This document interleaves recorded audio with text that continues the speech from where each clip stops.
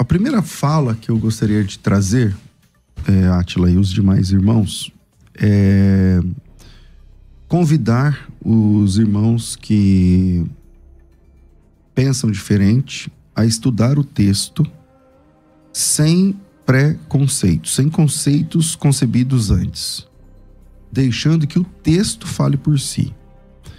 Eu sou cristão, sou continuista, creio na atualidade dos carismas. A minha posição em Mateus 3,11 não diminui essa questão. Eu acredito que o revestimento do Espírito Santo pode acontecer sim como uma segunda bênção. Discuto a questão de falar em línguas como sendo evidência ou não. Não mato nem morro por isso. Mas acredito sim na atualidade de todos os carismas mencionados na Bíblia como sendo funcionais hoje, tá? Então, antes, porque as pessoas rotulam muito, né? O pastor César não crê que aqui é o Espírito Santo e fogo e tal, não sei o quê. Então, o texto de Mateus 3,11, ele está no meio de uma construção, do meio para o fim, de uma construção, de uma pregação de juízo. Isso, ninguém pode dizer o contrário. E aqui, a palavra fogo, ela é mencionada de forma direta 2 vezes, 3 na verdade, e de forma indireta mais 1 ou 2. Todas as vezes tem a ver com o juízo. Todas as vezes tem a ver com o juízo. Versículo 7, quem vos ensinou a fugir da ira futura? A ira futura é o juízo de Deus que há de vir. Versículo 10, o machado está posto na raiz da árvore. A árvore que não produz bom fruto é cortada e lançada no fogo. Que fogo é esse? Obviamente que é o fogo eterno, da destruição. Esse é o versículo anterior, que é o versículo 10. Aí no versículo 11 fala assim, ele vos batizará com o Espírito Santo com fogo. E no versículo 12 fala que ele tenha na mão a palha, vai limpar ele, e recolher o trigo no celeiro, e vai queimar a palha com fogo que nunca se apagará. Que fogo é esse? Também é o juízo. Então esse fogo do Mateus 3,11, ele está entre 2 outros fogos, do versículo 10, que é o juízo, do versículo 11, que também é o juízo. A menos que, eu imagino que o pastor Átila vai dizer que o 10 e o 12 são obviamente juízo, imagino. Então por que o 11 não é juízo? Então parece que o João fica desconexo aqui, parece que ele não está falando coisa com coisa. Fogo do juízo, fogo do juízo, fogo do juízo, fogo de bênção. E agora fogo do juízo de novo, fogo do juízo, parece que não combina. Então eu entendo que ele vos batizará com o Espírito Santo com fogo, que o batizador, quem batiza com o Espírito Santo é Jesus, e quem vai dizer no último dia, apartai-vos de mim para o fogo preparado para o eterno, preparado para o diabo e seus anjos, também é Jesus. Então quem batiza com o Espírito Santo é Cristo, quem batiza com fogo também é Cristo. Mas esse fogo aqui é o fogo do inferno e não um fogo de bênção, por exemplo. Perfeito. Essa opinião introdutória aqui do pastor César Cavalcante. Agora vamos ouvir também o pastor Átila. Pode ficar à vontade, pastor. Bom, em primeiro lugar, quero fazer minhas palavras do pastor César. Eu também creio plenamente, como bom pentecostal, continuidade dos dons, dos carismas. Acredito plenamente que o contexto de Mateus capítulo 3 aparentemente parece apoiar a visão que o pastor César está defendendo, aparentemente. Só que nós temos aqui, eu trouxe pelo menos 5 ou 6 pontos de vista, só para dizer, pastor, por desencargo de consciência, durante um bom tempo eu pensei quase igual o senhor vai defender hoje. Durante um bom tempo. Pensei praticamente semelhante. Eu via uma distinção de batismos ali. Mas analisando o texto, dentro do seu contexto, e não só o contexto imediato de Mateus capítulo 3, mas também o paralelismo dos sinóticos, inclusive o paralelismo de João capítulo 1. Muitos pensam que esse texto de Mateus capítulo 3 está falando apenas em Mateus capítulo 3 e Lucas capítulo 3. Mas se nós analisarmos Marcos capítulo 1, João capítulo 1 e Lucas capítulo 3, nós vamos observar um ponto muito simples. Primeiro, a quem João está se dirigindo, João o Batista, quando ele vai expressar no verso 11. Mateus tem uma visão panorâmica. Haja vista Mateus ser o evangelho do panorama, ele está fazendo um panorama, ele não explica categoricamente o assunto. Mas quando nós lemos Marcos, por exemplo, no capítulo 1, nós vamos perceber, o texto é longo, no decorrer do nosso debate, eu vou lendo os textos, colocando à luz do seu contexto, para vocês analisarem. João está se dirigindo aqui a pessoas que ele estava batizando. Então as pessoas que ele estava batizando, obviamente, tinham se arrependido. Aqueles que tinham se arrependido, obviamente, não irão sofrer o batismo que o pastor Sérgio está defendendo, que é no sentido de juízo. Ora, eles tinham se arrependido. Então João, quando vai dizer nos versículos anteriores, eu vos batizo em água. A expressão hdat, ali no grego, nós temos um caso dativo. Aquele dativo nós chamamos de dativo de esfera. Ou seja, eu batizo na esfera da água.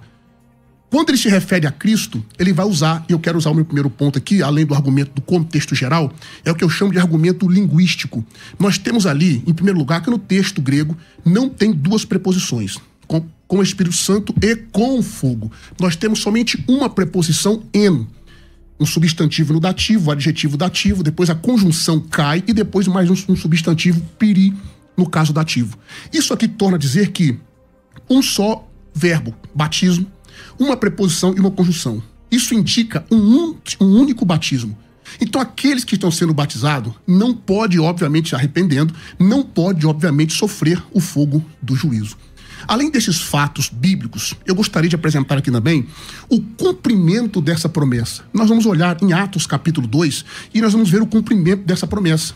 Em quarto lugar, pastor César, há um silêncio. Eu queria depois, se eu pudesse fazer isso, eu falo isso com respeito, obviamente, me apresentasse um outro texto que não fosse Mateus 3 e Lucas 3, que vai apresentar a palavra batizo com fogo. Nós não temos. E um quinto argumento é a escatologia judaica. João Batista, pastor Soares, concordar comigo, que ele está preparando o caminho do Messias, correto? Claro. Preparando o caminho do Messias. E na escatologia judaica, o Messias traria esse fogo purificador. Interessante, e esse texto eu gostaria de ler, para eu devolver a palavra para o nobre pastor César.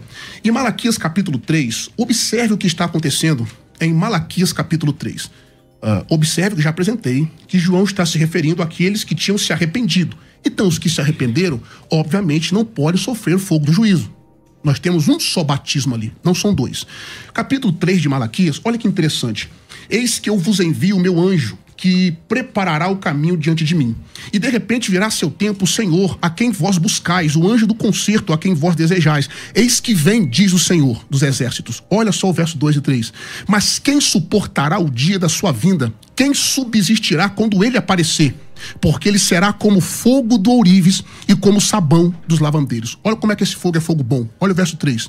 Assentar-se-á afinando e purificando a prata, e purificará os filhos de Levi e os afinará como ouro e como prata. Então o Senhor trará ofertas em justiça. Observe que esse fogo é um fogo purificador, algo bom. Seguindo o texto paralelo de Mateus, Marcos, Lucas e João, capítulo 1, nós perceberemos que esse batismo é algo bom. E esse foi o pensamento defendido durante toda a história patrística, medieval e reforma, e após a reforma protestante. É claro que há divergência de pensamento, eu não vou concordar com tudo que eles expuseram, mas todos tinham uma coisa em comum. Eles viram aqui algo bom. E eu volto a palavra para o pastor César. Fica à vontade, pastor. Bom, vamos lá. Primeiro, quando o senhor fala sobre o contexto, né? Quando a gente vai fazer uma hermenêutica, interpretar um texto, então, quais são as regras básicas? Qual a primeira regra da hermenêutica? A Bíblia explica a própria Bíblia, o contexto, o texto está preso ao contexto e tal. Então, vamos lá. Então, primeiro, quem fala isso? Que ele vai batizar com o Espírito Santo com fogo? João. Então, quais são as regras básicas? Então, quem fala, onde fala, quando fala, por que fala, para quem fala? Quem fala é João. Onde fala? No Jordão, na margem do Jordão. Para quem fala? Para quem fala, tá no versículo 7. Então o senhor está dizendo assim, tem muitos salvos, tal. Mas vamos lá. O que produz a fala de João está no versículo 7. Vendo ele, porém, muitos fariseus e muitos saduceus que vinham ao seu batismo, dizia-lhes. Então, essa fala que vem na sequência, não é para os salvos que ele está batizando, mas é para os fariseus e saduceus. Quem diz isso é o verso 7. Então, aqui ele está falando para salvos? Não, ele está falando para perdidos. Porque os fariseus e saduceus são uma figura, né? Daqueles que perseguem a obra de Cristo e tal, não sei o quê. E aí ele vai dizer, raça de víboras, quem vos ensina? Então, quem fala, João? Para quem fala? Perdidos. Para perdidos. O que fala? Bom, ele fala basicamente sobre o juízo, versículo 7. Quem vos ensinou a fugir da ira futura é o juízo. Não presumais de vós mesmos, dizendo, temos por pai Abraão, está dizendo, não adianta ter o sangue de Abraão na veia, dessas pedras Deus pode suscitar filhos de Abraão. O machado está na raiz da árvore, a árvore que não produz fruta é cortada e lançada no fogo, esse fogo é o fogo da perdição. Aí o 11, eu vou pular o 11, vamos pro 12, ele tem na mão para limpar a eira, vai recolher o trigo no celeiro, queimará a palha com fogo que nunca se apagará. Que fogo é esse? Fogo do juízo, concorda? Não. Ah, não? Então ele vai queimar a palha com fogo que nunca se apagará. Esse fogo não é o fogo do juízo. Depois eu explico no meu ponto de vista. Então tá bom. Então ele vai... Vamos lá. Ele tem na mão a pá e limpará a sua eira. O trigo ele recolhe no celeiro. Isso parece com a ideia do arrebatamento, os salvos são guardados. Ok. E ele queima a palha com fogo que nunca se apagará. Esse fogo, na minha opinião, é juízo. O senhor pensa o contrário, aí eu queria sua opinião. Ok. Aí no versículo 11, o que ele está dizendo é o seguinte, o senhor diz assim, há aqui um único batismo. Então, essa é a sua visão. Eu posso ver aqui que é um único batizador. Porque o João está dizendo assim, ó, se vocês, ó, quem crê, quer dizer, eu vos batizo com água. Eu estou batizando vocês para arrependimento. Eu batismo é imersão, eu posso imergi-los na água. Mas aquele que vem após mim, que é mais poderoso do que eu, ele não trabalha com água. Eu trabalho com água. Aquele que vem após mim, ele trabalha com o Espírito Santo e fogo. Então, se vocês quiserem ouvir a minha pregação agora, eu posso batizá-los com água para arrependimento. Mas aquele que vem após mim, ele não trabalha com água. Jesus batizou alguém? Não. A Bíblia diz que Jesus mesmo não batizava ninguém. Por quê? Ele não trabalha com água, como disse João. Ele trabalha com o Espírito Santo e fogo. Ou seja, o machado... Aí na sequência ele fala, falando em fogo, o machado, ele tem na mão a pá, vai limpar a eira, vai recolher o trigo no celeiro, vai queimar a palha com fogo que nunca se apagará. Se esse fogo que nunca se apagará não é a destruição, qual seria esse fogo? Posso, pastor? Claro. Com licença.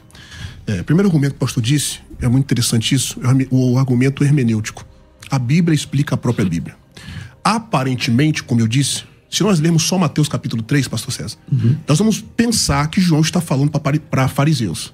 Mas já no texto de Marcos capítulo 1, haja vista de que de forma cronológica o evangelho de Marcos foi escrito em primeiro lugar. Vamos ao texto de Marcos capítulo 1 e vamos ver para quem que João está se referindo no verso 11 de Mateus. Marcos capítulo 1 diz assim, ó, vamos a partir do verso 4. Apareceu João batizando no deserto e pregando o batismo de arrependimento para a remissão de pecados. E toda a província da Judéia e todos os habitantes de Jerusalém iam ter com ele. Todos eram batizados por ele no Rio Jordão, confessando seus pecados. E João andava vestido de pelo de camelos, com um cinto de couro em redor de seus lombos, e comia gafanhotos e mel silvestres. E pregava dizendo, observe que aqui, pastor, ele nem menciona os fariseus. Eu já vou explicar por quê. E pregava dizendo, após mim vem aquele que é mais forte do que eu, do qual não sou digno de, baixando-me, desatar a correia das sandálias. Olha o verso 8.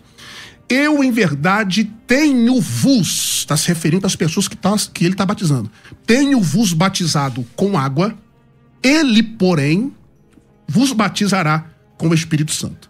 Observe que aqui Marcos não menciona os fariseus e saduceus, e ele não menciona o puri, com fogo. Agora vamos ao texto de Lucas, pastor, capítulo 3.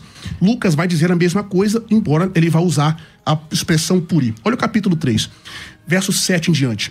Dizia, pois, João à multidão que saía para ser batizada por ele. Dizia, pois, João à multidão que era batizada por ele. Raça de víboras, quem vos ensinou a fugir da ira que está para vir?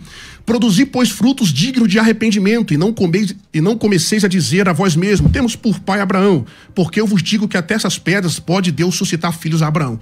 E também já está posto o machado à raiz das árvores. Toda árvore, pois, que não dá fruto, é cortada e lançada no fogo. E a multidão, olha o verso 10, pessoal. E a multidão o interrogava, a multidão que estava sendo batizada por ele, o interrogava, dizendo, que faremos, pois? E respondendo ele, disse-lhe, quem tiver 2 túnicas, aí tem a multidão, olha só o verso de número 12, e também os publicanos para serem batizados, e disseram-lhe, mestre, que devemos fazer? Ele disse, não pensais mais do que vos está ordenado. E depois veio os soldados no verso 14, olha o verso 15 e 16. E estando o povo em expectação, pensando todos de João em seu coração, porventura seria o Cristo, aí João responde a todos dizendo, no verso 16, eu, na verdade, batizo-vos com água, mas depois de mim vem aquele que é mais poderoso do que eu não sou digno de desatar as sandálias dos seus pés, este vos batizará com o Espírito Santo e com fogo. Mais um texto, João capítulo 1, embora não seja sinótico, João também explica essa passagem, pastor César, no seu capítulo 1. E olha a quem também ele vai dizer. Eu preciso usar o argumento hermenêutico, né? Como o senhor disse que a Bíblia explica a própria Bíblia. Observe que João também, Evangelho de João, capítulo 1, nós temos o verso de número 33, E eu não o conhecia, mas o que me mandou batizar com água, esse me disse, sobre aquele que vir e descer o Espírito Santo, ele repousar, este é o que batiza com o Espírito Santo. Aí ele continua dizendo, se vocês lerem o capítulo de João todo, a partir do verso 19 até o verso 36, vocês vão perceber também, queridos irmãos ouvintes, que João está se referindo não aos fariseus que ele está batizando. Ele chama de raça de víbora, e está certo, o verso 7 fala de juízo, o verso de números anteriores fala de juízo, isso é notório no texto. Agora, o verso 12, pastor, para eu explicar a questão do trigo e a palha, o comentário bíblico Bicam faz o seguinte comentário. O trigo e a palha refere-se ao mesmo ato. Ele está purificando o trigo e queimando a palha. João está usando uma metáfora de um agricultor naquele período, que quando ia pegar o trigo, ele limpava o trigo e guardava no seu celeiro. Esse tirar a palha e queimar no fogo era o processo de limpeza do trigo. Aquilo não tem nada a ver com o juízo. Essa pá que está sendo usada no texto ali, depois vocês conferem o comentário bíblico Bicam, ele faz a seguinte afirmação.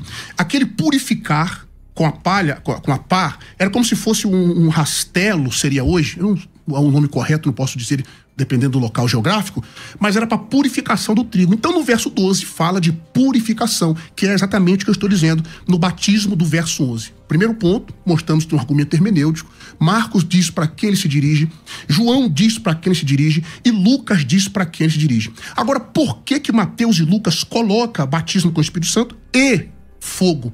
Já disse, o senhor concorda comigo que nós não temos duas preposições ali. Tem uma preposição só, e esse é o que eu chamo de argumento linguístico. Na minha próxima fala, eu vou mostrar aqui dentro da gramática e da sintaxe grega, que ali nós temos um único batismo, e quem está sendo batizado ali por João está se arrependendo, e a quem João está se dirigindo, eu já mostrei no contexto amplo dos paralelismos dos textuais, que é quem se arrepende. Então perceba, pastor, que aparentemente Mateus 3 não está apoiando o que o senhor está pensando, o senhor está defendendo. Mas o contexto maior mostra a quem João está se referindo. Mateus é panorâmico, ele não explica os detalhes. Bom, vamos lá.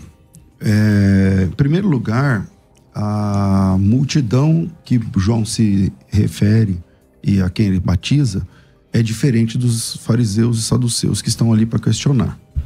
E o texto de Mateus 3,11, porque o nosso assunto é Mateus 3,11, e o texto de Mateus 3,11 é uma fala de João baseado, vendo ele, escribas e fariseus que vinham ao seu batismo, é para eles que ele está falando.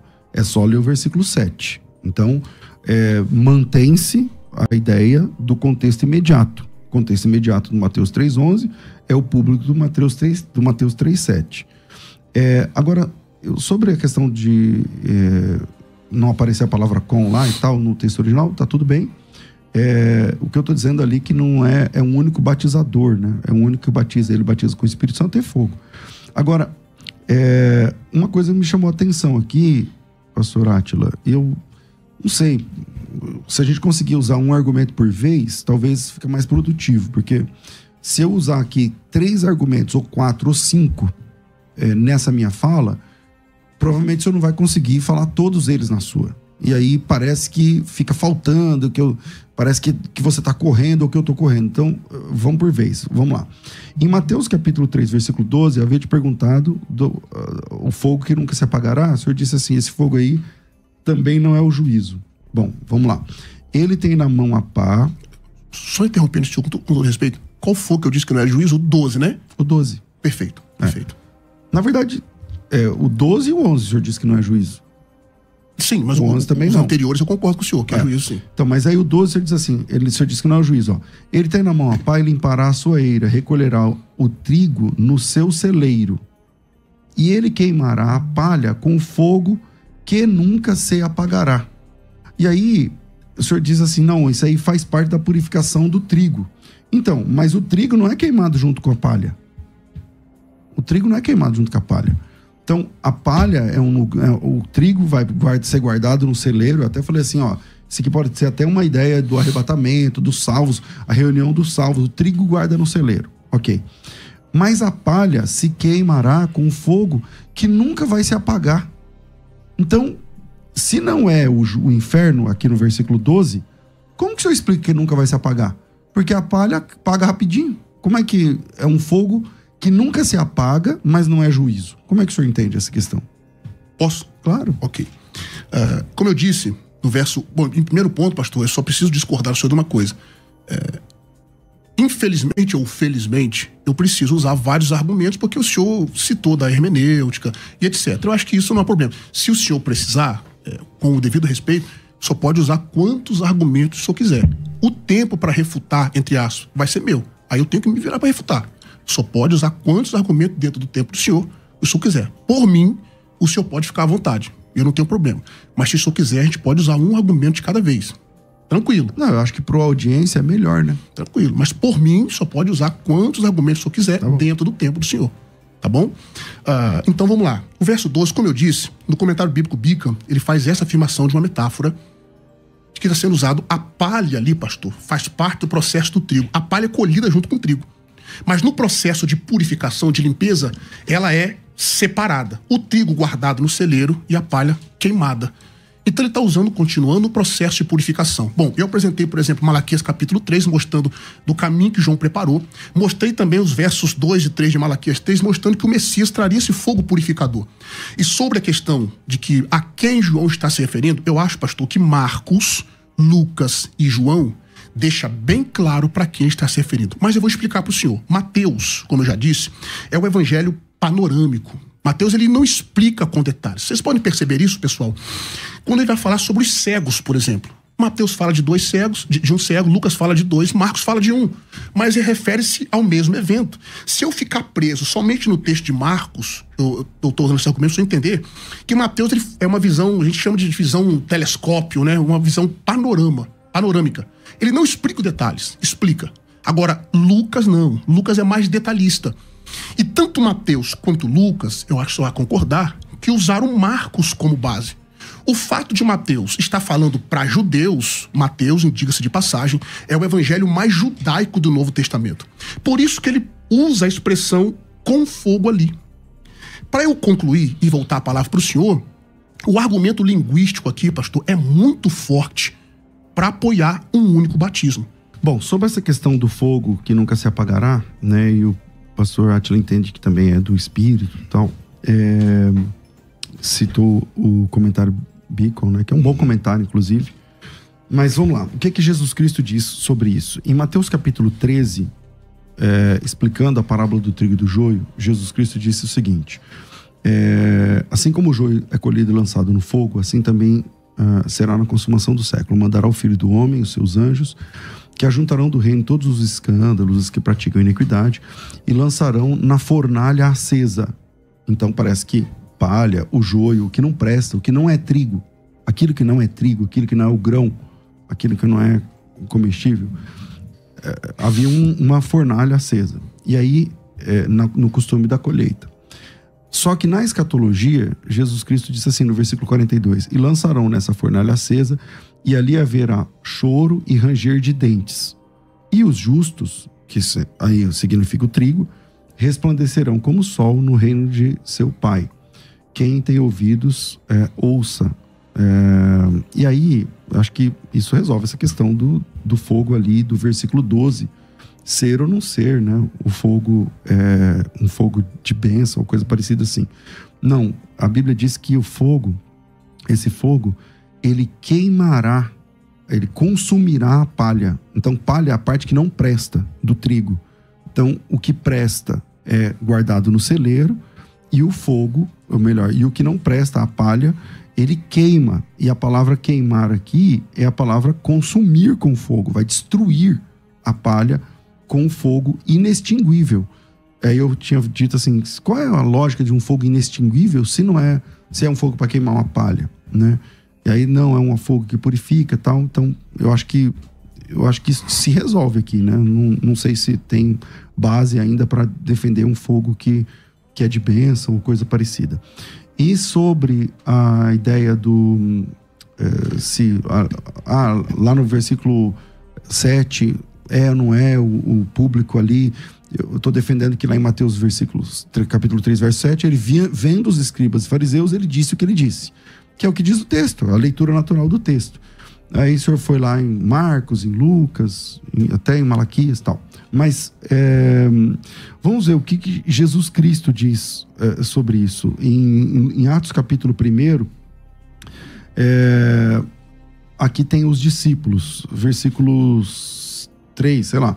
A eles também, depois de ter aparecido, apresentou-se vivo, deixa eu ver, versículo 4. E comendo com eles, falando de Jesus, determinou-lhes que não se ausentassem de Jerusalém, mas que esperassem a promessa do Pai, a qual disse ele, de mim ouvistes. Porque João, na verdade, batizou com água. Então ele vai citar Mateus 3,11. Mas vós sereis batizados com o Espírito Santo não muito depois desses dias.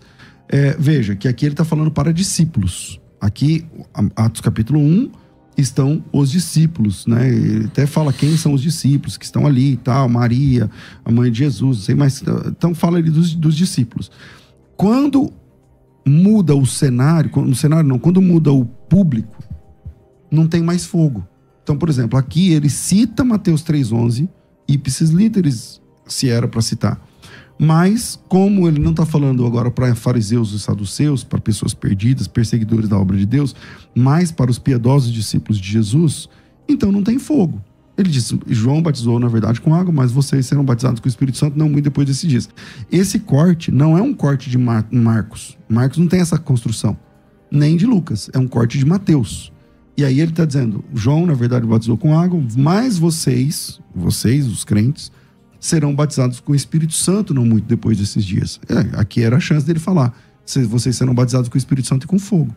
Por que não tem fogo?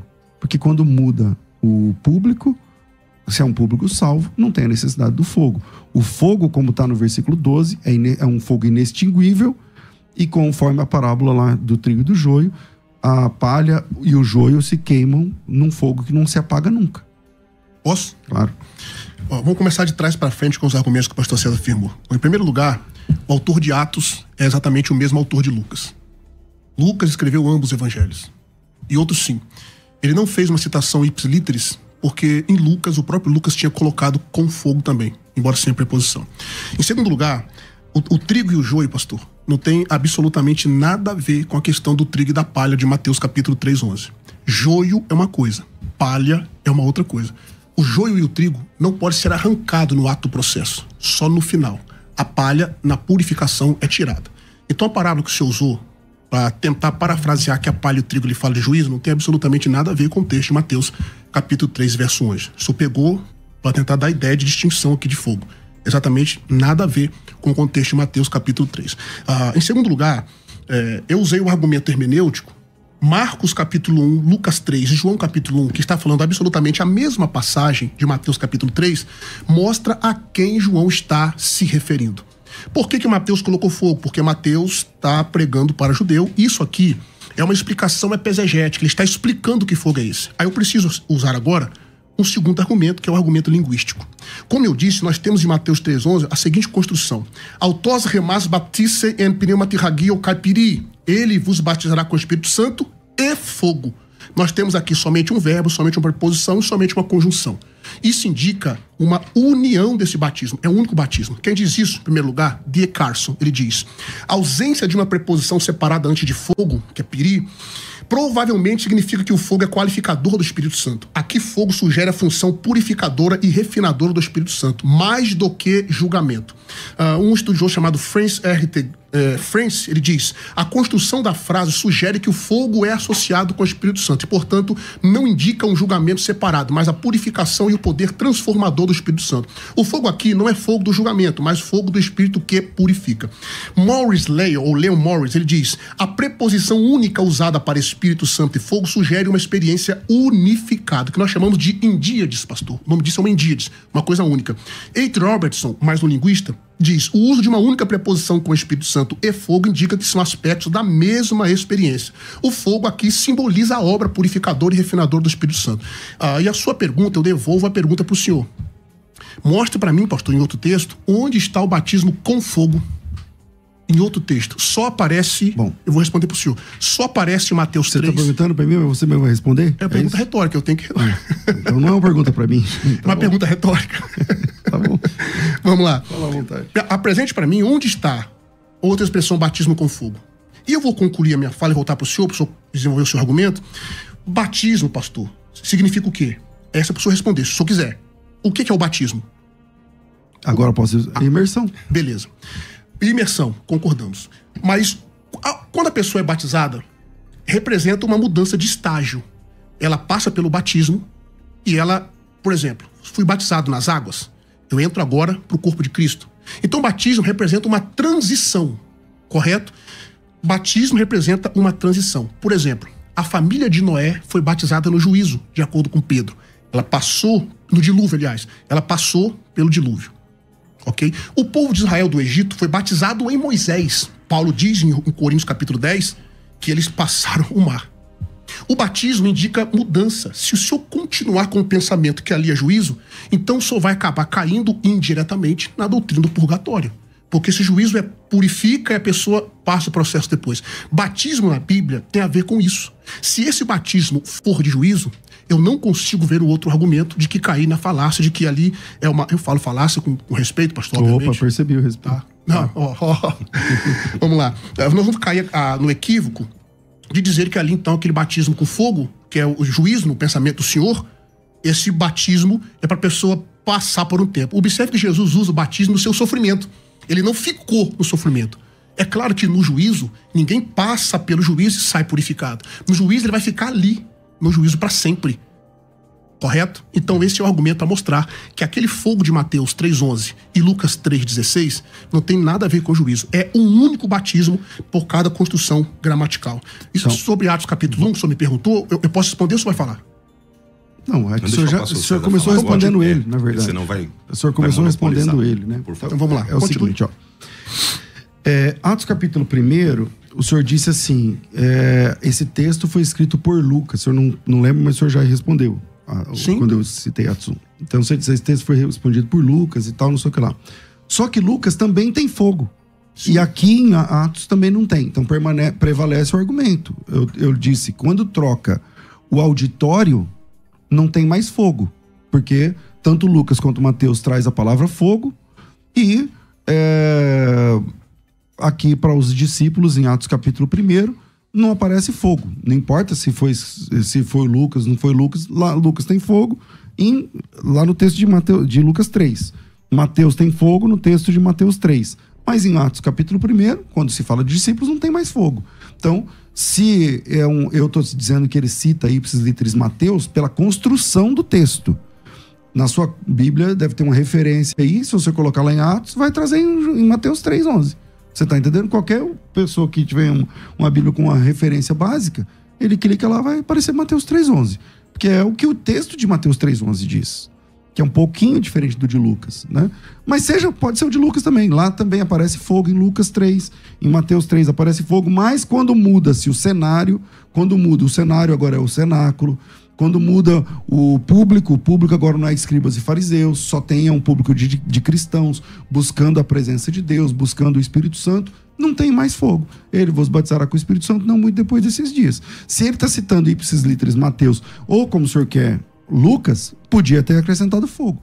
Porque ambos os textos, tanto Mateus quanto Lucas, têm fogo. Aqui não tem fogo. Por quê? Porque não é mais o público perdido. Aqui está falando dos salvos. Então, prevalece aí a questão do argumento. Sobre a questão exegética do texto, vamos lá. O assunto aqui, pastor, não é a questão não é um batismo único, mas um batizador único. O que João está dizendo é o seguinte, ó, veja a construção. Eu batizo vocês com água. A minha pessoa tem a ver com batizar com água. Aquele que vem após mim é mais poderoso do que eu, ele é acima de mim. E esse que vem após mim não trabalha com água. Ele batiza com o Espírito Santo e fogo. Eu trabalho com água, eu sou o João Batista, eu batizo vocês com água. Aquele que vem após mim não batiza ninguém com água, ele trabalha com o Espírito Santo e fogo. Ele batiza com o Espírito Santo e fogo. Sobre a sua analogia do batismo, bem construída essa analogia, é verdade. Porque o batismo, o que significa batismo? Eu disse imersão. Ok. Mas a pessoa, ela imerge e emerge no batismo tradicional. Mas a palavra batismo, como sabemos, o senhor é professor de grego, ela significa que fica submerso. Batismo significa ficar submerso. O voltar é que é o milagre que nos transforma em novas criaturas. Tá? O ato de você sair da água não é batismo mais. O batismo é quando você mergulha. Por que a maioria dos cristãos, pelo menos aqui, são imersionistas? Por conta da essência da palavra batismo. Etimologia, né? Da etimologia da palavra batismo. Senão podia ser, por seu irmão é aspersionista? Não. Então, por que o irmão não é aspersionista, levando em conta essa própria exegese que o senhor fez agora? Podia ser aspersionista. Porque a questão do batismo significa, aqui está a flor da água, significa colocar a pessoa abaixo. Isso é batismo. Quando você traz a pessoa de volta, aí já é a emersão e não a imersão. Você imerge a pessoa na água, é batismo. Quando você emerge a pessoa da água, aí você está tirando a pessoa da água. É o símbolo, pastor, da nova criatura. Por isso nós nascemos de novo. Por que nós nascemos de novo? Porque na imersão morremos. E na emersão ressurgimos como nova criatura. Esse pessoal imerge, mas não emerge. Ou seja, para eles é a morte. Então, embora seja bem construído o argumento, mas o que eu entendo aqui é que João pregou juízo. Não adianta ser filho de Abraão, mesmo assim vocês vão para o inferno. O machado está posto na raiz da árvore. A árvore que não produz é lançada no fogo. Ele tem na mão a palha em paraeira. Palha é queimada no fogo, igual lá no Mateus 13, que nunca se apagará. Esse fogo nunca se apagará. E os trigo guardado no celeiro. Agora, eu sou um pregador que prego a graça e venho aqui batizar vocês com água. Aquele que vem após mim não batiza com água. Ele batiza com o Espírito, ele imerge no Espírito e imerge no fogo. Aí é com vocês. Essa é a questão. Posso? Bom, em primeiro lugar, o batismo, pastor, tem a ver com o ato de iniciação. Nós estamos de acordo com o significado de imersão. Eu não sou aspersionista, o senhor sabe muito bem disso. Imersão é a definição do termo batismo. A palavra batismo, batizo no grego.